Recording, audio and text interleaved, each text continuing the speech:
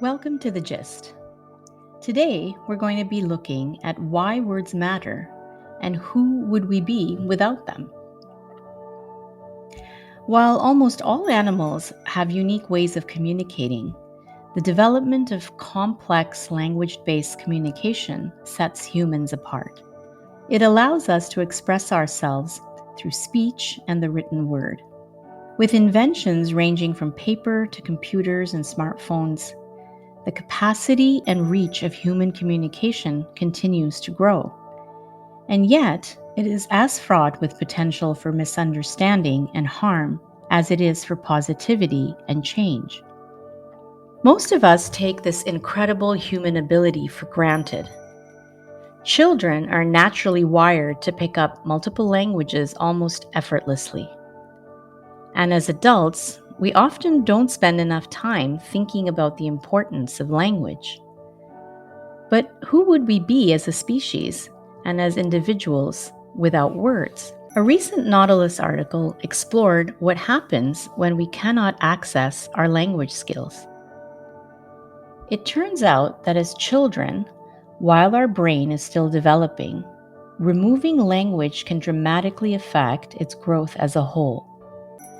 But as adults, if we lose our ability to communicate due to, say, an illness, trauma, or aging, the rest of our cognitive functions remain remarkably intact because of the foundation of language. It seems that, quote, our language is but a scaffold for our minds, indispensable during construction, but not necessary for the building to remain in place.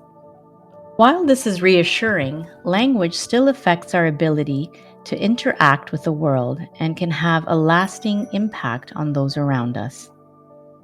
So it might serve us well to look more closely at how we use this precious resource. We can learn a lot about ourselves if we observe the words we use. Too often, we're not intentional enough and just let them spill out.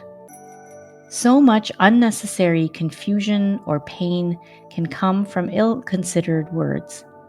Pausing and bringing awareness to what we say allows us to articulate ourselves clearly, thoughtfully, and assertively. By doing so, we have the potential to transform our relationships for the better. This is particularly true with our children, because our speech becomes their template for speaking with others. Language isn't just an external phenomenon.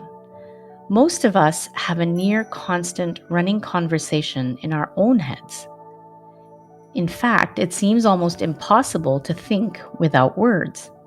As with outer communication, this inner dialogue has the power to be constructive or destructive. Words matter, and how we talk to ourselves can profoundly shape our personalities and our degree of contentment. A harsh inner voice can lead to feelings of low esteem, depression, or anger. Conversely, a gentler, nurturing, and grateful inner conversation style can be a form of self-soothing and personal encouragement. It's also helpful to work on quietening this inner dialogue altogether and to give our brains a rest from language. We can try instead to just witness and absorb the world in silence, minimizing the urge to speak or always label what we see with words. We can all prioritize the words we consume through various other means like television, videos, podcasts, books, articles, emails, texts, and marketing messages.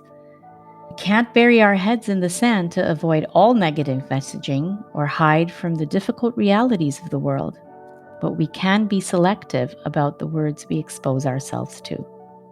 Given the power of language to shape our minds and our relationships, being deliberate about how we speak, how we listen, and what we read becomes foundational to our overall well-being.